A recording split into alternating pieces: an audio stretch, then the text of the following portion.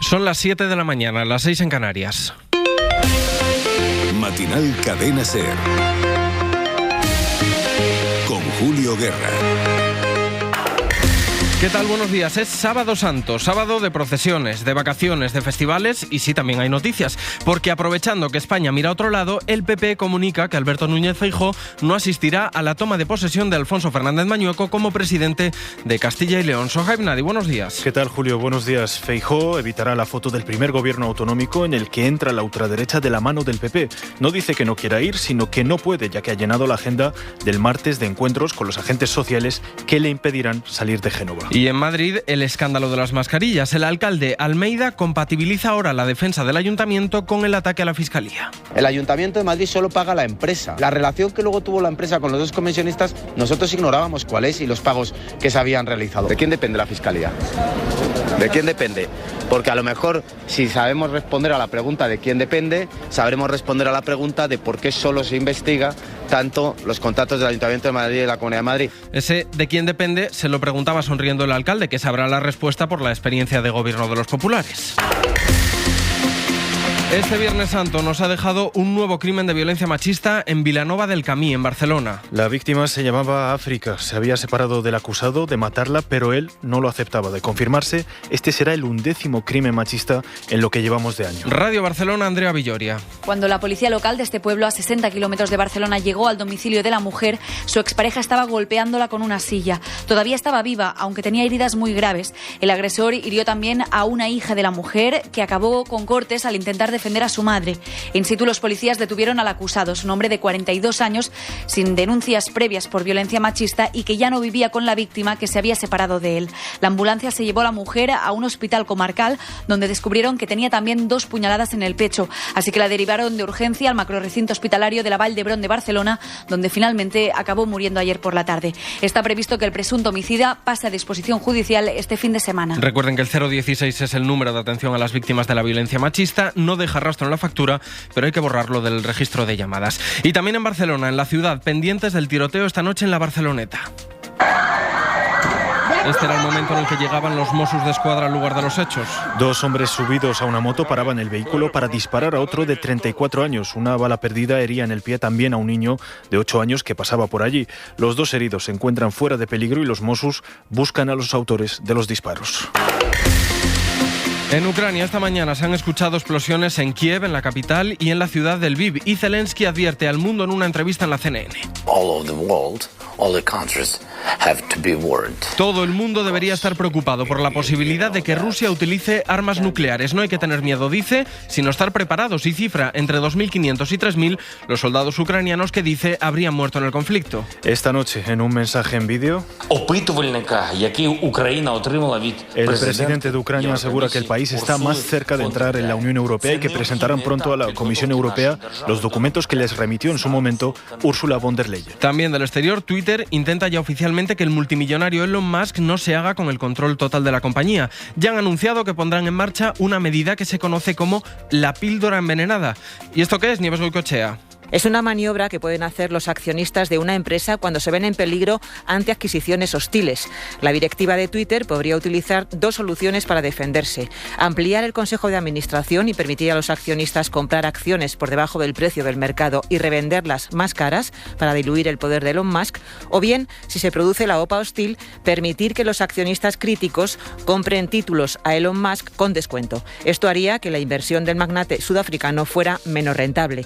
No hay todavía ninguna decisión en firme. El magnate tampoco ha expresado ninguna opinión nueva en la red social, pero sí ha recordado en un claro mensaje a la dirección de Twitter un extracto del informe de la banca de inversión Goldman Sachs en el que se reconoce que la compañía no cumplió los objetivos de crecimiento marcados. Y en los deportes, jornada 32 de Liga. Que empezaba este viernes con un empate importante para los puestos europeos. Paco Hernández, buenos días. ¿Qué tal? Buenos días. Real Sociedad y Betis no pudieron pasar del empate a 0 en su duelo directo. El conjunto bético se queda con 2 puntos de ventaja en la 5ª posición sobre la Real Sociedad, que es 6ª. Para hoy tenemos un Elche-Mallorca, Alavés Rayo, Valencia-Osasuna y Getafe-Villarreal. En el Barça se confirma la lesión de Pedri, que tiene una rotura muscular en el bíceps. Estará fuera entre 6 y 8 semanas y prácticamente prácticamente dice adiós a la temporada. Y fuera del fútbol, en tenis, el español Davidovich busca un puesto en la final del Master 1000 de Montecarlo ante el búlgaro Dimitrov no antes de la 1:30 de la tarde. Sábado de vacaciones para muchos y de playa para los afortunados porque el tiempo lo permite. Eso sí, no guarden toda la ropa de invierno, que esto tiene algo de espejismo primaveral. Javier Liébana, buenos días. Muy buenos días, Julio. Tiempo prácticamente de verano al final ya de esta Semana Santa, sol en casi toda España, eso sí, con cielos cubiertos hasta ahora en Galicia, Asturias, Cantabria y País Vasco, que pueden llegar incluso a dejar un poco de lluvia, pero que se van a ir disipando a medida que vaya pasando el día. También nubes altas en Canarias, las temperaturas suben respecto a ayer, destacan los 30 grados de máxima en Sevilla, los 29 de Badajoz o los 28 de Orense. Por abajo, mínimas esta madrugada de 5 grados en Soria y de 6 en Vitoria. Vientos fuertes en algunas zonas de Canarias, el Ampurdán, así como en Baleares. Mañana domingo más sol, aunque también más nubes. Y además de saetas, cornetas y tambores, la Semana Santa también suena así.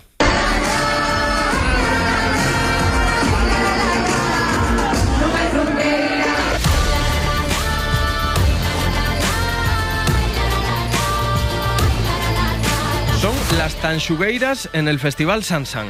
Música en Benicàssim que abre la temporada de festivales sin restricciones, sin, por ejemplo, la necesidad de usar mascarillas para ver a las Tanxugueiras y Rosalén anoche o a Dani Martín hoy sábado. Ya es Semana Santa, ya estoy en el Sansan, el primer festi de la temporada. Pues sí, es Semana Santa, pero tú y yo, Sohaib, no estamos despiertos a las 7 de la mañana precisamente porque hayamos estado de festival. Bueno, el siguiente ya seguro que no nos lo perdemos. Con David Nieto y Carlos Nicolás en la dirección técnica y Sohaib que se queda en la producción, Lo tengo todo aquí en el Sansan. empieza el matinal de la SER.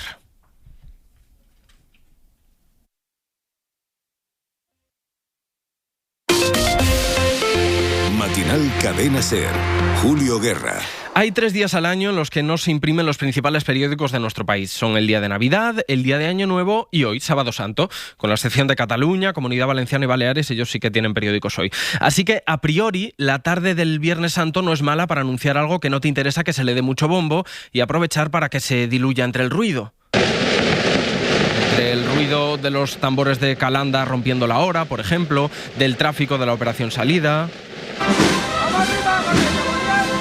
Diluida entre el ruido de las vacaciones de un país, en definitiva, que además vuelve a disfrutarlas después de 2 años de pandemia. En este contexto, este viernes el PP anuncia que a Feijóo se le ha complicado la agenda y que no podrá asistir este martes a la toma de posesión de Alfonso Fernández Mañueco como presidente del primer gobierno autonómico en el que entra la ultraderecha de Vox. Feijóo le pidió sitio en su momento a otro líder regional del PP para una futura investidura, Moreno Bonilla. Juanma, quiero que me invites a tu toma de posesión. Y si me invitas, voy. Una futurible investidura en la que quién sabe si no estará también Vox. Esta semana se le complica la agenda oportunamente al presidente del PP y no aparecerá en la foto de la coalición de los populares con la extrema derecha en Castilla y León. Carolina Gómez, buenos días. Sí, buenos días. La semana pasada Elías Bendodo dijo que Feijóo había mostrado su interés en asistir y que iría si se lo permitía la agenda, pero la agenda casualmente no se lo permite. El PP informó ayer, Viernes Santo, de que el próximo martes se reunirá con los agentes sociales en Génova durante todo el día. Por la mañana recibirá a los representantes de CEPIME y de COE y por la tarde a los líderes de comisiones obreras y de UGT. No fue a la investidura por una cuestión de agenda, dijeron, y tampoco asistirá a la toma de posesión de Mañueco. En representación del partido irá la nueva secretaria general Cuca Gamarra.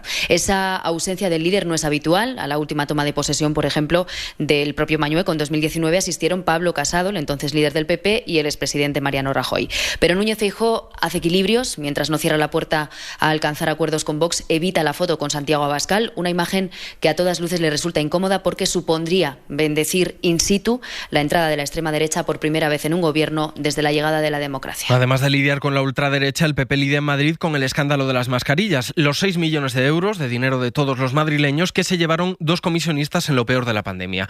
El alcalde Almeida va dando explicaciones a los periodistas de procesión en procesión y este viernes, además de subrayar que la Fiscalía no ha encontrado irregularidades en la actuación del consistorio, este viernes ha atacado a la propia Fiscalía.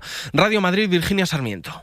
Almeida insiste en que no hay nadie imputado en el ayuntamiento y en que son víctimas de una estafa y aprovecha para cargar directamente contra la Fiscalía porque dice solo se investigan los contratos del PP. ¿De quién depende la Fiscalía? ¿De quién depende? Porque a lo mejor, si sabemos responder a la pregunta de quién depende, sabremos responder a la pregunta de por qué solo se investiga tanto los contratos del Ayuntamiento de Madrid y de la Comunidad de Madrid. Sobre por qué no denunció la estafa, a pesar de que en el sumario consta que solo unos días después de recibir el pedido fueron conscientes de ella, esto es lo que argumenta el alcalde. Porque nosotros no pagamos un solo euro a los dos comisionistas. El Ayuntamiento de Madrid solo paga a la empresa. La relación que luego tuvo la empresa con los dos comisionistas, nosotros ignorábamos cuál es y los pagos que se habían realizado. Y en el aire queda la otra pregunta, ¿por qué eligieron esta opción y no otras más baratas que había sobre la mesa? Buenos días. El número premiado en el sorteo del cuponazo celebrado ayer ha sido 16.258. Serie 81. Este número ha obtenido un premio de 9 millones de euros. 15 millones si se ha jugado al cuponazo XXL. Puedes consultar el resto de los números premiados en juegos11.es. Hoy tienes una nueva oportunidad con el sueltazo del fin de semana. Disfruta del día. Y ya sabes, a todos los que jugáis a la 11, bien jugado.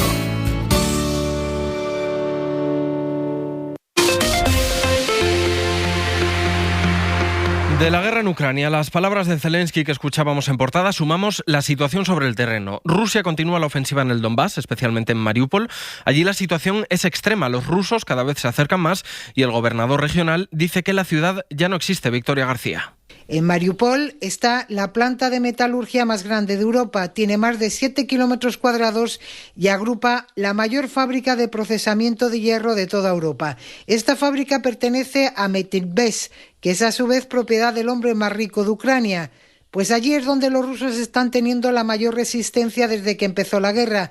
50 días batallando, bombardeando y luchando contra el ejército ucraniano, que allí controla la situación y responde con emboscadas y ataques que hacen difícil para los rusos el control total de este enclave. El gobernador de la región se llama Pablo Kirilenko. Casi todas las localidades a lo largo de la línea del frente están siendo atacadas por la horda de la Armada rusa. Los rusos están destruyendo Donetsk, advirtió. Desde el comienzo de la invasión rusa, a gran escala, ha estado prácticamente bajo fuego constante. El buque ruso Moscova, una de las joyas de la Marina rusa, ha terminado hundiéndose después de incendiarse por un ataque ucraniano que los rusos niegan. Con el barco se ha ahogado su capitán, que falleció durante la explosión del buque. Y en la guerra, la batalla de la propaganda. ¿Son efectivas las mentiras? Parece que no, porque esta batalla la gana claramente Ucrania. Al menos eso dice Florentino Portero, profesor de Historia Contemporánea de la UNED, que se pasaba esta noche por Hora 25. La propaganda no necesariamente implica decir mentiras. Puede sencillamente subrayar unas verdades que son las que más interesan a una parte, o las medias verdades. La gran diferencia entre Zelensky y Putin es que Zelensky viene del mundo de la comunicación y no solamente es capaz de arrinconar a Putin en ese terreno, también está arrinconando a los líderes alemanes o a algunos otros países europeos, que en este caso la verdad está de su parte. Mientras, Suecia y Finlandia cada vez están más cerca de adherirse a la OTAN y terminar con su neutralidad histórica. Este viernes, la ministra finlandesa de Exteriores ha asegurado que están más cerca que nunca de formar parte de la Alianza Atlántica a pesar de las amenazas rusas. Ángel Villascusa. La OTAN está cada vez más cerca de tener dos socios nuevos. La invasión rusa de Ucrania ha dado un giro a la política de seguridad europea y está a punto de provocar que Suecia y Finlandia terminen con décadas de neutralidad. Ha sido una semana importante. Primero fue una exclusiva de la prensa sueca, adelantando que el ingreso de ese país ya estaba decidido. Después una reunión entre las dos primeras ministras, en la que la finlandesa Sanna Marin anunció que la decisión se iba a tomar en semanas. Y este viernes su ministra de Asuntos Europeos ha ido más allá. En este momento puedo decir que es muy probable, pero la decisión final aún no se ha tomado. La agresión brutal de Rusia en Ucrania ha sido una llamada de atención, y no solo para nosotros como finlandeses. Tytti Tuppurainen lo ha dicho en una entrevista en Sky News, donde ha recordado que su país es una democracia parlamentaria y que será esa institución la que tome la decisión final. Rusia amenazó con consecuencias político-militares contra esos países, también con militarizar la frontera terrestre con Finlandia de 1.300 kilómetros e incluso con establecer más armamento nuclear en el mar Báltico si ambos países nórdicos entraban en la OTAN. Aunque alertan de que es precipitado, ambos países barajan solicitar el ingreso en la cumbre de la Alianza en Madrid a final de junio. En Alemania, el canciller Olaf Scholz prepara una nueva partida presupuestaria amplia para hacer llegar armamento al ejército ucraniano después de haber recibido críticas de Kiev. Corresponsal en Berlín, Carmen Viñas. Mientras crecen en Alemania las voces que reclaman un mayor liderazgo del canciller Olaf Scholz en la guerra de Ucrania, el líder alemán se ha comprometido a brindar más ayuda militar por valor de 2.000 millones de euros. Más de la mitad de esta cantidad iría destinada a Ucrania, según informan varios medios de comunicación alemanes. Los ucranianos pueden utilizar este dinero para comprar las armas que deseen, en coordinación con Estados Unidos y otros socios. El Fondo Europeo para la Paz, que compra armas para Ucrania, recibirá unos 400 millones de euros y otros 400 millones de euros irán destinados a otros países. Estos 2.000 millones de euros no forman parte de los activos especiales del ejército alemán de 100.000 millones de euros aprobados como resultado de la guerra en Ucrania, sino que corresponden a una partida adicional. En el debate sobre la entrega de armas a Ucrania, Alemania está a favor de un mayor suministro, pero evita pronunciarse sobre si estas deben ser armamento pesado. Y las consecuencias económicas de la guerra se ven ya también en las grandes empresas. Los grandes bancos de Estados Unidos han presentado los resultados del primer trimestre y reconocen que la invasión de Ucrania hace que cada vez ganen menos. Carlos Sevilla. Sí, los grandes bancos de Estados Unidos ya empiezan a notar en sus resultados empresariales del primer trimestre las consecuencias de la guerra en Ucrania y de las sanciones a Rusia. JP Morgan, por ejemplo, cifra en 525 millones de dólares el impacto en sus cuentas. La entidad ha visto caer sus beneficios un 42%. Goldman Sachs ha reservado 561 millones de dólares para compensar las pérdidas que espera por la situación geopolítica, y esto ha hecho que sus beneficios cayeran un 42%. Citigroup ha reservado 1.900 millones de dólares y ha ganado un 46% menos en el primer trimestre, y Morgan Stanley, menos afectado, ha recortado sus beneficios solo un 11%.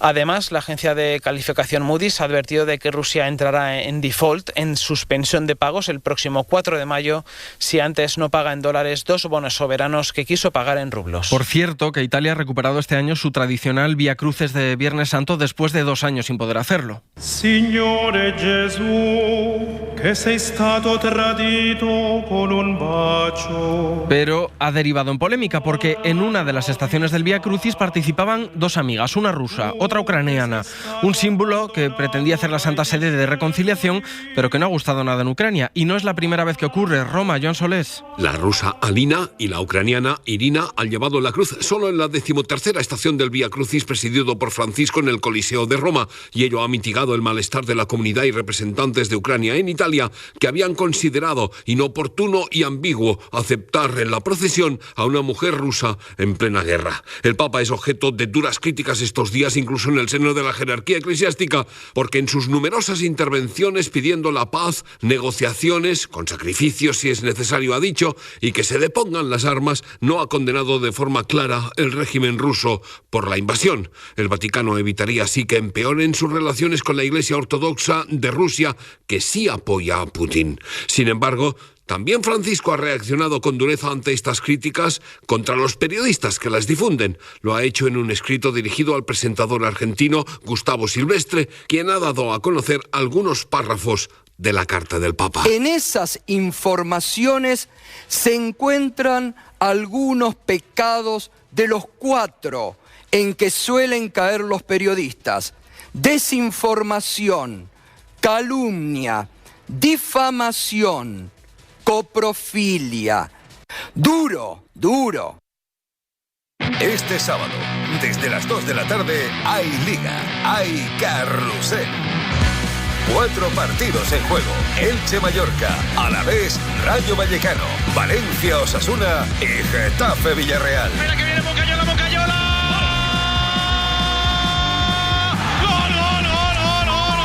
Y además, una nueva jornada de la Liga Smartbank y de la Liga Endesa de baloncesto. Te lo cuenta todo el equipo líder de la radio deportiva. Carrusel Deportivo con Dani Garrido. Cadena SER, número 1 en deporte.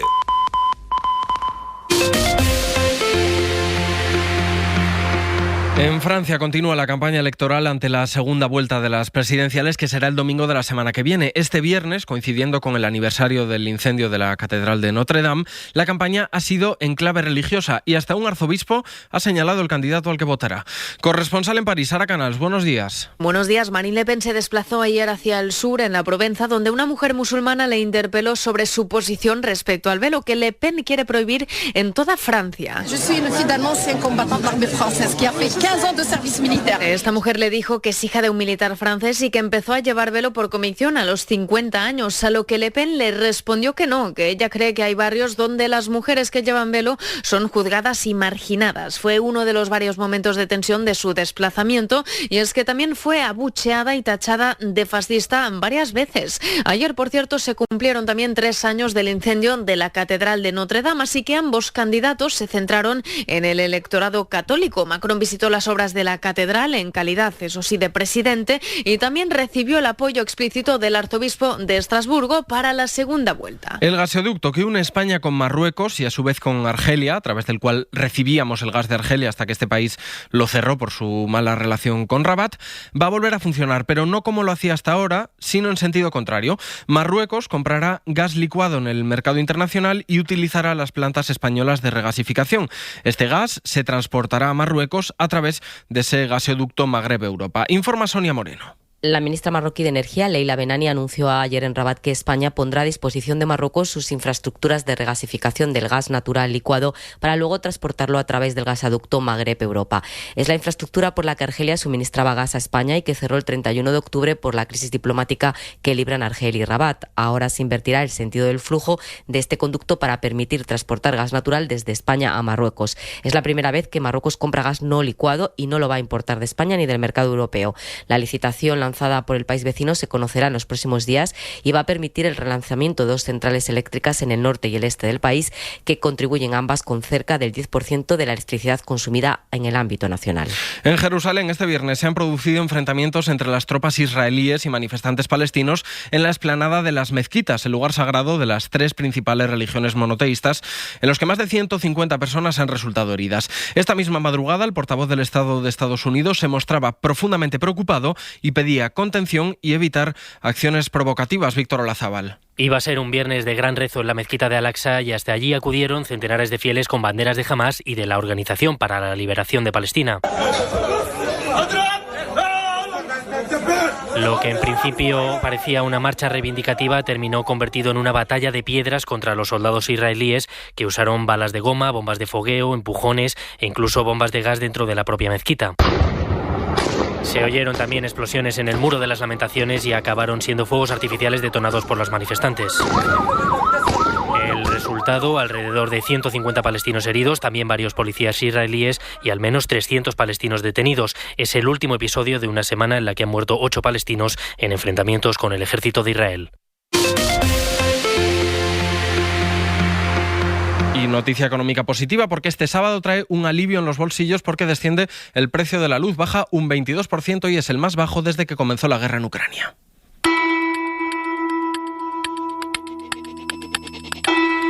Y queremos que nos atiendan toda la mañana, que salgan cuando tengamos dificultades y que cumplan con su misión. Es la voz de Carlos San Juan, la voz del cabreo de los más mayores que ven cómo la atención de los grandes bancos pasa ahora por sus páginas web y deja a un sector, el que no está tan adaptado a la tecnología, sin una persona a la que dirigirse. A esto sumen el goteo de cierre de sucursales bancarias que afecta especialmente a los pueblos de la España vaciada.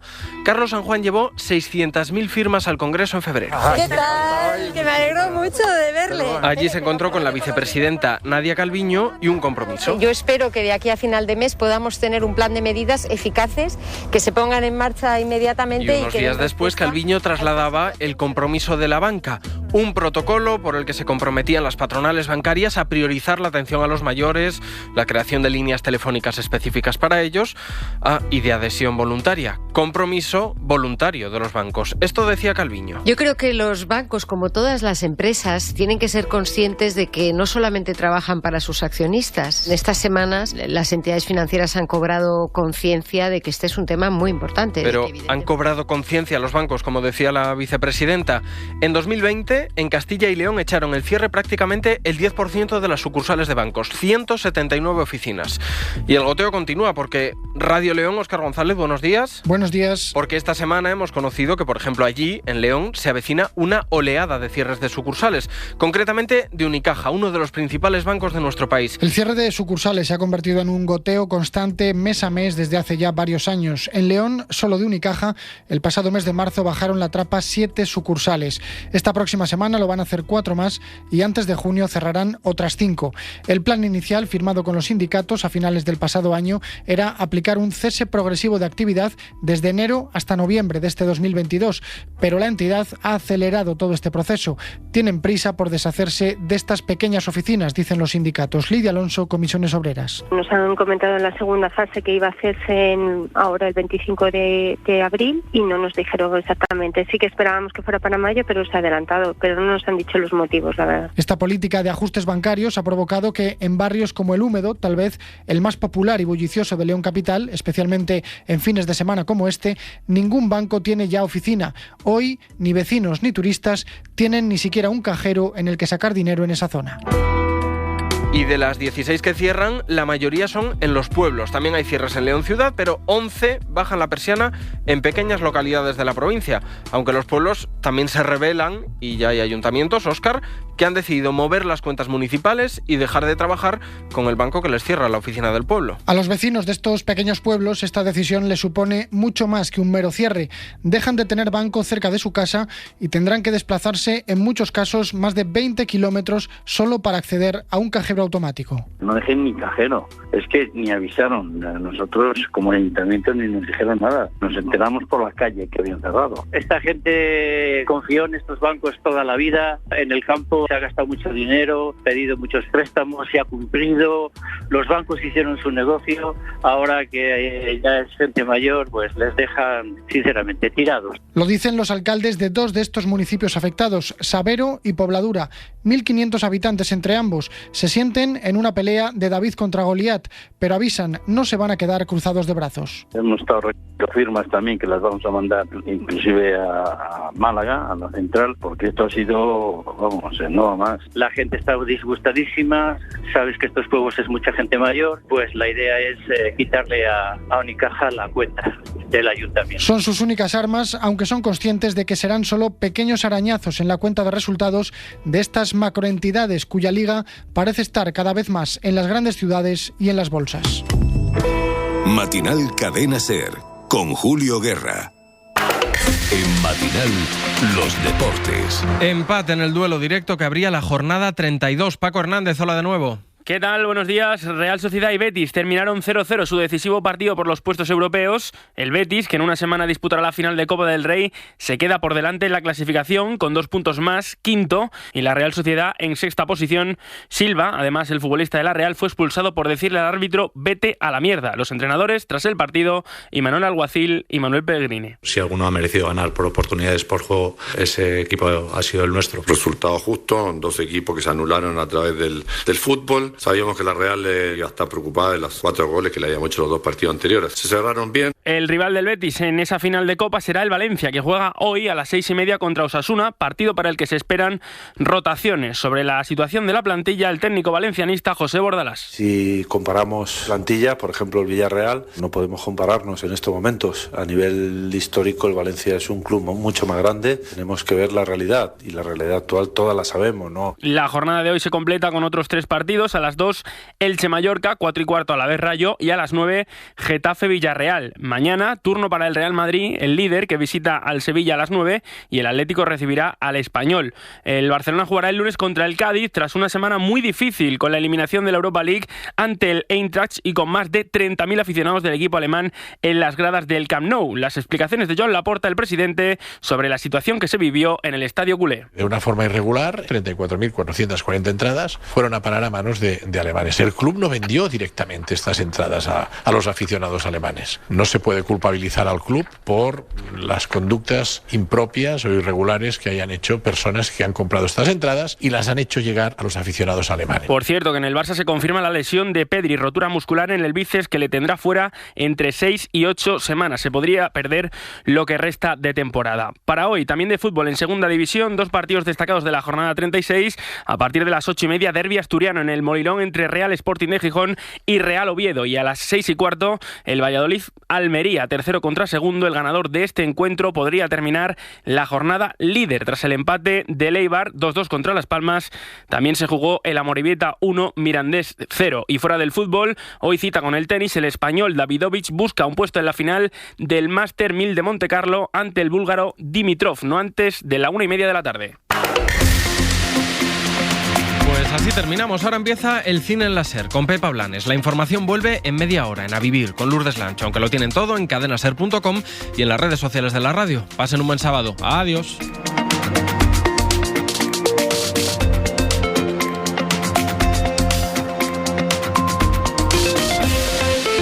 Matinal Cadena SER. Julio Guerra.